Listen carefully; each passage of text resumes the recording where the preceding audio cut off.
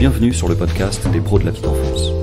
Nous vous proposons une série d'entretiens consacrés aux compétences du jeune enfant avec Josette Serre, docteur en psychologie du développement, l'une des plus grandes spécialistes françaises des neurosciences. Des interviews réalisées en partenariat avec Planète PEDA. Aujourd'hui, faut-il créer des coins colères en crèche ?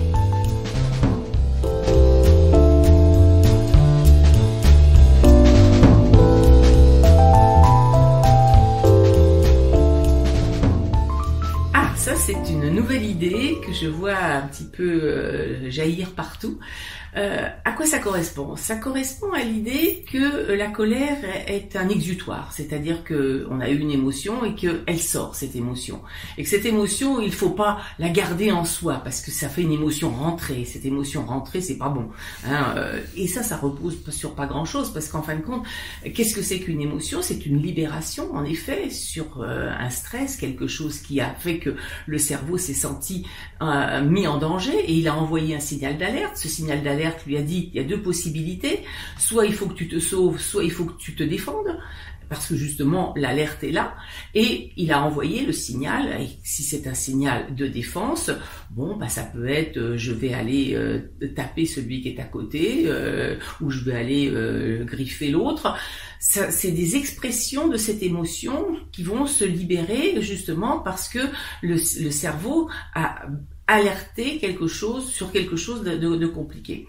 Mais au lieu de se dire, je garde justement cette idée que le cerveau est en ébullition, est en train de se décharger sur quelque chose, et de se dire que ce symptôme-là, vraiment, je le garde en tant que symptôme et je vais lui permettre de s'exprimer. Là, on va voir justement que dans les crèches, c'est un petit peu le point de vue qu'on a pris. Donc on va faire des coins colères, on va faire des endroits où l'enfant, une fois que sa colère est partie, on l'oriente gentiment vers cet endroit où là il pourra mordre un coussin s'il en a envie, tirer les cheveux d'une poupée s'il en a envie. En fin de compte, tous les comportements d'expression de ce stress qui, des fois, dans le débordement, évidemment, sont plutôt dirigés avec les petits copains d'à côté. Évidemment, vaut mieux mordre un coussin que de mordre le petit copain, mais en fin de compte, quand on fait ça, on n'a rien résolu dans le problème. Parce qu'en fin de compte, on a simplement utilisé le symptôme de l'enfant pour le dévier sur autre chose. Et quand on l'a dévié, l'enfant n'a pas appris que ce symptôme-là signifiait quelque chose qui l'avait évidemment mis dans cet état-là et que c'est à l'origine qu'il faut qu'on essaye de comprendre ce qui s'est passé. Imaginons qu'un enfant, justement, ait reçu un grand stress parce que d'un seul coup, il s'est passé quelque chose dans la pièce qui l'a déstabilisé, il a eu peur de quelque chose, un mouvement ou n'importe quoi. Au moment où il a envie de se sauver et puis de lancer cette alerte, quelqu'un d'autre passe à côté et lui tire les cheveux. À ce moment-là, apporter une poupée en disant à l'enfant maintenant, au lieu de tirer les cheveux du copain, tu tires les cheveux de la poupée, ne va pas du tout l'aider. On va remonter plutôt le film, au lieu de se dire c'est pas le symptôme qu'il faut que je soigne, c'est la cause. Qu'est-ce qui lui a fait peur tout à l'heure ? Pourquoi est-ce qu'il a été vraiment déstabilisé ?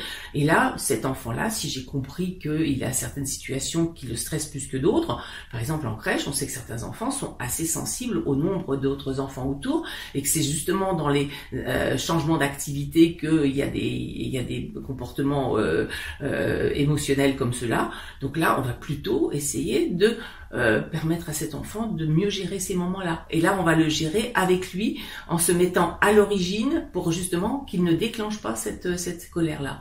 C'est très différent de se dire qu'il vaut mieux prévenir que guérir. Donc c'est vraiment, pour moi, tous les moments d'expression de colère sont pas tellement intéressants pour l'enfant.